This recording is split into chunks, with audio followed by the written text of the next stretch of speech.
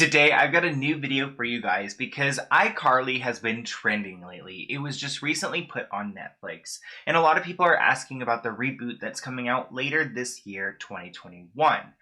Well, one of those questions that people have is, where is Jeremy and where is Sam? There are two characters who are obviously missing from the casting, and fans are wondering why. So today I'm going to walk through exactly why Nathan and Jennette are not included in this new iCarly reboot. So let's get into it.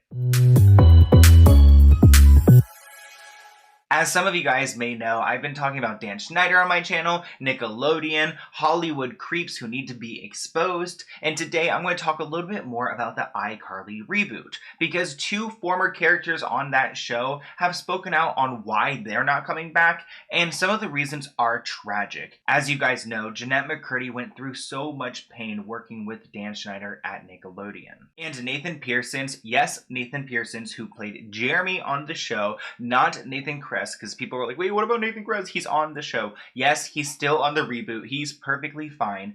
But Nathan Pearson's Jeremy, we need to serve justice for Jeremy. He was not included in this reboot either. Let's first talk about why Jeremy, aka Nathan, was not included in the reboot. And then we could talk about why Sam, aka Jennette McCurdy, wasn't either. If you guys aren't familiar with Jeremy's character, he was one of the side characters on iCarly, and he was a young kid on the show. He's now currently 27 years old, and today he literally posted about the iCarly reboot and he went in. So here's his Instagram page. As you guys can see, he's not really a big actor, like no shade at all. I guess maybe he like kind of stopped acting like back when he was young, but it looks like he has a podcast. But earlier today, the real tea is that he posted this about the iCarly reboot, and I'm going to go ahead and just read it off to you guys. So he writes, "It's been a rough couple of months for me in particular. To hear nothing from the iCarly reboot team after a viral campaign is a gut punch to my ego and to my career as a verified superstar."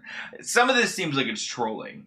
"I have the power to be a vessel for a queer audience, but Miranda Cosgrove is apparently the Millie Bobby Brown type." So let me break that down for you. He says, you know, as a gay male, that he could be a gay person on the TV show and represent that population, which honestly sounds like a really great idea. Like, I think the iCarly reboot would be very successful if it was very like modern and just reflective of normal times. So I feel like that's a great point there. When he brings up Miranda, he talks about Millie Bobby Brown. And to be honest, like, this might not be like something you guys are familiar with, but she is a young girl who was on that show. Oh my gosh, what was the Netflix show? Oh no, it's on the top of my head. Stranger Things. Okay, she was on that TV show and she became really popular. And there's like a running joke that she like hates gay people. Like, I don't know why, but there are memes of it, videos, it's a joke. I still don't understand why, but there is. And he's suggesting that Miranda Cosgrove might be, you know, the type that hates gays, kind of like people like to say that Millie Bobby Brown does. He continues, "There's nothing I can do with the limited resources I have via my rich boyfriend. So unfortunately, we will just have to accept defeat at this point in time. I really thought JoJo Siwa sharing that she plays for the other team would move that needle. Turns out it didn't." So talking about the fact that Nickelodeon doesn't really support gay people or gay characters. "I'm going to be taking a break from social media, so if you need me, please text or DM me on Twitter." It's a news tool with messaging. Oh my gosh, he like is spelling it out for everyone. "Sending all my iCarly fans a huge hug and kiss. Aw." He just wanted to be included in the reboot, and honestly, I feel like he would have done great. Like, he could have been the queen, like serving it all. But like he said, I don't think Nickelodeon supports that type of environment for those type of people. Now let's talk about why Jennette McCurdy might not be coming back for the reboot, because I think that's a lot more messy and it makes more sense because she went through so much working with Dan Schneider. She has been open about the pain that she has gone through on a podcast. We've talked about this on my channel, but I'm going to play a quick clip just so you guys can get a taste of what Jennette went through. What about the bad parts? That sounds easier. It certainly is. Bad parts. I mean, there's a lot of happens. I worked with an incredibly emotionally producer. Like, I mean, even talking about it now, my face gets hot thinking of it, just because, you know, he'd say things like, you guys will work you would work at Yogurtland if you didn't work for me. And he would just scream. How old were you? I was, when I started the show, I was 13. She is so strong for being able to just continue in the industry and just not disappearing, because there are some actors actually who have disappeared. And if you want me to talk about some of those, I have some information, so we can talk about it. But this story is so much more complicated because I feel like Jennette was kind of set up in a way. So as you guys know, Jennette was working on iCarly, and when that show ended, it was extremely successful. It actually ended with a scene where Miranda went away to Italy to go live with family, and then Sam rode away on a motorcycle, and she rode away onto the set of Sam and Cat. At this time, it was the perfect setup for Ariana Grande and Jennette McCurdy, because Victorious was ending, iCarly was ending, and they could take two main characters from both of these shows and make them their own show, Sam and Cat. After the first few episodes of Sam and Cat were completed, the production company decided to invest a lot more into season 1 of this show, and they expanded their episodes from 20 episodes to 40 episodes, which was probably a huge mistake on Nickelodeon's end because it caused a lot of burnout for the production team, for the stars of the show. At this point in Jennette's life, she already felt like for the last few years on iCarly, she was playing a character that added no social benefit to society. It didn't teach any of the children any lessons at all. So going on to Sam and Cat was probably really just degrading for her career, because she feels like she kind of plateaued and never really went anywhere. So these extended episodes just pushed everyone on edge. Ariana Grande and Jennette McCurdy were showing up late to set. The production team were fed up with them. There were rumors going around that Ariana Grande was getting paid a lot more than Jennette McCurdy, and that's why there was tension on set. At this time in Ariana's career, she was doing really well. She just got a record deal. She went to New York City. She was back and forth, and Sam just wasn't in the same place. But Ariana did address this on Twitter and claimed that she and Jennette are getting paid the same amount of money. They're treated exactly the same. She pretty much just wrote off all of those rumors. She even writes, "I don't know who's putting these idiotic quotes out there, but I thought I'd straighten it out and try to end this nonsense." So she was not happy about these rumors, these headlines, and what people were talking about. Honestly, I find it a little bit defensive of her, because Jennette, she never came back and called out these rumors, but Ariana Grande was so personally offended by them. But honestly, I don't feel like the salary or even the role that Sam was playing on iCarly contributed to why maybe she wasn't invited back for the reboot, because I think there are some other reasons. I mean, at this time, Jennette was going through something really terrible, because her boyfriend supposedly leaked pictures of her when she was not wearing clothing.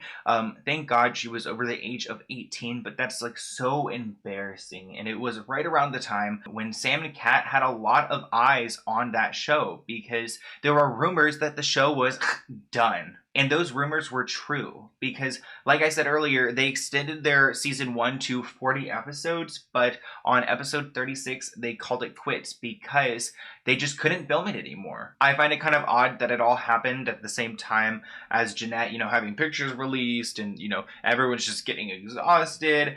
Even though Nickelodeon said that her pictures had nothing to do with why they ended the show, it definitely all happened at the same time, which was also when the Kids' Choice Awards was honoring Dan Schneider. And at this point, Jennette McCurdy refused to go. She asked Ariana not to go, but Ariana did, and she accepted an award, and she went to honor Dan Schneider on stage when he was honored that year. What a weird year where Dan Schneider is being praised. I still don't understand how the Me Too movement just hasn't caught up to him, but we're waiting. Fans noticed that Jennette did not show up to the Kids' Choice Awards, and she tweeted this out. I wish I could explain everything as thoroughly as I would like to, but unfortunately, a simpler explanation is all I can write.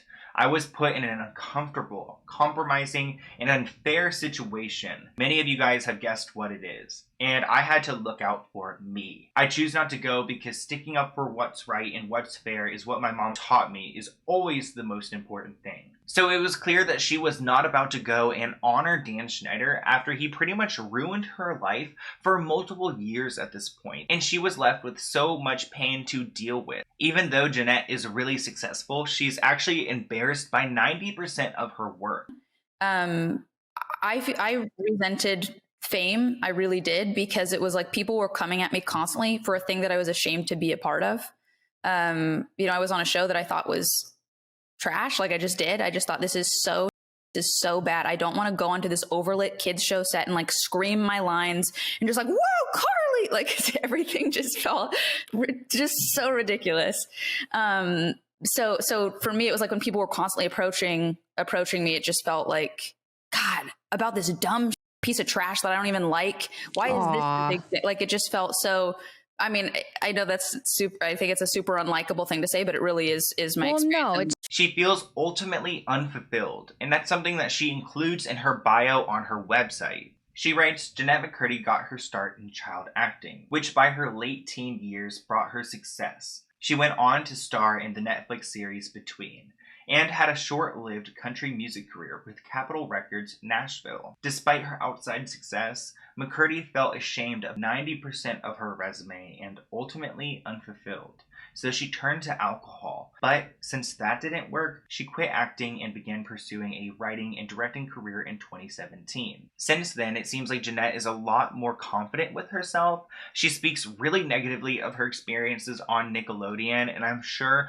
she doesn't really vibe with Miranda or any of these people in the reboot, because she definitely does not agree with it. Nor do I think she was going to be asked back after complaining about the character, the salary situation. Oh, did I bring up the salary situation? Oh yeah, I did. We talked about that. I was gonna say the pictures that were released and just talking down about Dan Schneider, who is the king of Nickelodeon. But we were just talking about her website, and I do want to point out something. Like you guys know, I've been covering Dan Schneider and stuff on my channel, so I have visited this website quite a few times and actually took this screenshot out of one of my videos. So it looks like Jennette actually updated her bio for 2021. When we first looked at her website, we did not see that 90% number that she mentions now. If you take a look at what she originally wrote, it's a lot more dark. It says, I started out as a child actor, and while that experience certainly lent some psychological trauma, in parentheses, sound guys can be especially creepy.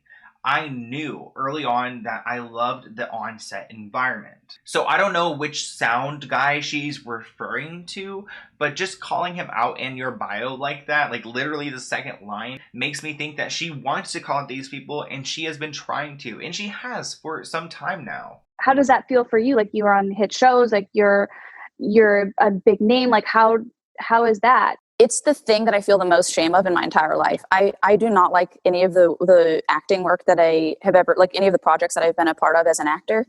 And even talking about it, honestly, my heart starts to race, and like, I feel like I almost could cry. It brings me, I know that like the shows, that some people liked the shows and like kids liked the shows. And I think that's great that they liked them. But for me, it was really hugely negative on my self-esteem and on my mental health. And I think largely contributed to so many eating. And it's like, It's a thing that kind of haunts me. And I feel like I'm at this place now. I quit acting a couple years ago, and I was like, I know what I want to do. I want to write. I want to direct. I'm going to work my ass off to try and make that happen in whatever capacity I can.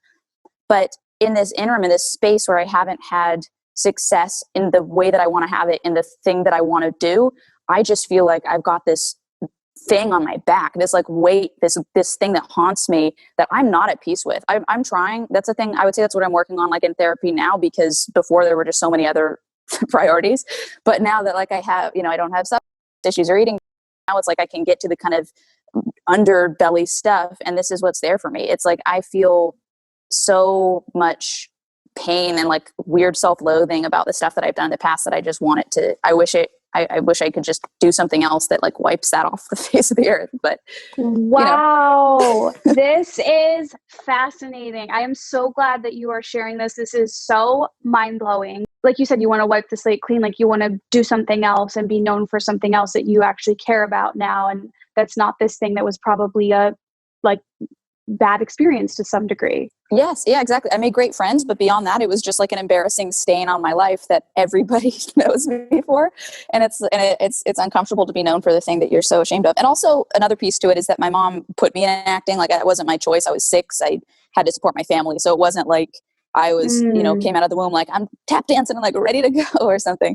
So I really do hope that she continues to shed light on what happened to her back at Nickelodeon, and that more people come forward and speak about what happened to them. I'm always an open book if you ever want to reach out to me. So many people have, and I have a video coming soon about just people who have interacted with Dan Schneider, and it's honestly so scary. Sometimes those smaller sideline characters experience the most pain, because obviously it would be a bad idea if the director did something terrible to, like, I don't know, the main character, and they couldn't even work anymore because of the trauma. But those side characters, you can just write them off however you want to and get rid of them. As far as Jennette McCurdy, she says that her greatest contribution to society working at Nickelodeon was walking into an overlit studio and shouting out lines about fried chicken. And that's what kids were looking up to. And she wants more of a meaningful career. Honestly, I feel like being a child star in general wasn't like her vibe. I don't think she liked it. I don't think it left her, you know, with a happy childhood. And I feel like she's dealing with a lot of pain that her parents put her through by making her a child star. So those are two people who aren't going to be on the new iCarly reboot. I mean, I could imagine Jeremy maybe popping in later on, but I don't think Jennette will ever be coming back. And it's going to be interesting to see how they write that, you know, in the reboot, because like, she's not going to come up here for one episode just so you can like get rid of her. So how are you going to get rid of her, like, with the storyline? She was such a crucial character just in the story itself. So I'm interested to see what happens. The reboot will be coming out in 2021. It's not clear where or when, or it's going to be on Nickelodeon, or even if Dan Schneider's involved, because it was his show. But remember, he was sent away from Nickelodeon in 2018 with $7 million. Like, why would they send him away with money when they could have been investigating him and bringing justice? But that's just Hollywood protecting the creeps and the criminals. Anyways, I hope you guys enjoyed this video. I do have some mail to open. If you guys don't know, I always open mail at the end of my videos when I have it. I do have a P.O. box listed in my description below, and it looks like this is from someone named Holly Canfield, and she's in Pennsylvania. So I'm gonna go ahead and open this package. I'm so excited. I love when you guys send me stuff to open. The hard part is how to open it. I got this spoon that one of you guys sent me with a beautiful teacup, so I'm gonna try to like stab it through this to get it open, because someone did send me like a letter opener, but like this thing is going to break if it like stabs into this thing. So yeah, that's not gonna work. So let's go ahead and just, oh no, and just dig. Okay. I feel so, like, I need to get, like, a knife. Am I even allowed to say that word on YouTube? Come on. The spoon's working, though. Ooh, yeah, if someone ever comes to my house, I got a spoon right here. A spoon ready to go, a sharp one, too. Hopefully there's nothing. I'm always so scared that something's gonna be living. Can you imagine how sad that would be, though, if they sent something living? Because I don't check it every single day, so that thing would be in there for a few days. So please don't send me anything living. Oh, no. Oh, I feel so aggressive. Okay. I'm sorry, guys. I'm sorry. What is this? Okay. Oh. Gosh, okay. Woo. Okay, it's got a letter. It's got a few letters. Okay, it's got a few letters. Oh, hey, beautiful. I'm so excited. Okay, so this one has something in it, so I'm gonna go ahead and open this one first and see what this thing is. Go ahead and open it. I love when you guys send me stuff. I'm so not graceful at all, but, oh, let's see. Dear Sloan, I just wanted to write and say how much I enjoy your videos. You're bringing so many things to light, and it's informative and entertaining. Thank you for all the work you do to put these videos out. Oh, and then you go into detail about some Amanda and Brittany. Oh, you also talk about Eugenia. I love when you guys watch all my videos. Like, I think it's like just crazy to think that there's some people who like watch all of my videos, because I just always think that people just watch like what they're interested in, like by the topic. Oh, thank you. I'm gonna have to read this like off camera, because there is some detail where you're getting into Eugenia Cooney. I don't see anything right now about the about what this is, but she does bring up the Bible, which I love. You guys know I am a Christian. Should I open this thing first or the big thing first? I mean this thing first. Let's open this one first, because maybe it'll give us a clue onto what the bigger thing is. Oh, what the, oh my gosh, what? So it looks like she sent me a ton of rings, oh my gosh, which I love. You guys know I always wear rings in my videos. I don't have one on right now, but oh my gosh, wait, what? Oh my gosh, I don't know how she did this, and obviously I need to like stretch these out for my big fat fingers because I have huge fingers, but I can stretch these out thankfully because I do have big fingers, and it like has my name. It says like SL04N. I don't know if you guys can see it, but they're like rings. Oh my gosh, I feel like a gangsta. Like I need to like stretch them out, like I said, so that they can actually fit my ring or fit my fat finger. But oh my gosh, this is so cool. I love that. Like it's so custom and pretty. I love how they're like antiques kind of. Probably looks really bad on my hand like this, but let's just keep it like that. And let's go ahead and open this piece as well. Oh, okay. I feel like it's a candle. Is it a candle? Okay. I'm hype. I'm so hype. Oh my gosh, stop! It smells so good. Sandalwood. Oh, I love a good candle. Let's just open it. Oh my gosh, it smells just like good cologne, but like not overpowering, very clean. Definitely true to the sandalwood smell, if that's what it is. And it's got the wood wick. Wow, these are so kind. Thank you so much, Holly. I love the rings so much. These are so cool. Like I literally need to adjust them right now so that they fit me. But these are awesome. I don't know if did you make them? I'm assuming you had to make them, right? Because they're custom like this. I mean, it looks like they have some glue and such. So yeah, wow. That's so cool. I really love that. And the candle is just a great bonus on top of it. I can't wait to read through your letter after I'm done with this video, but I'm so thankful for you guys and for sending me these amazing gifts. It makes me feel really special and I'm so thankful. So thank you, Holly, and I will see you guys in a new video soon. Bye, guys.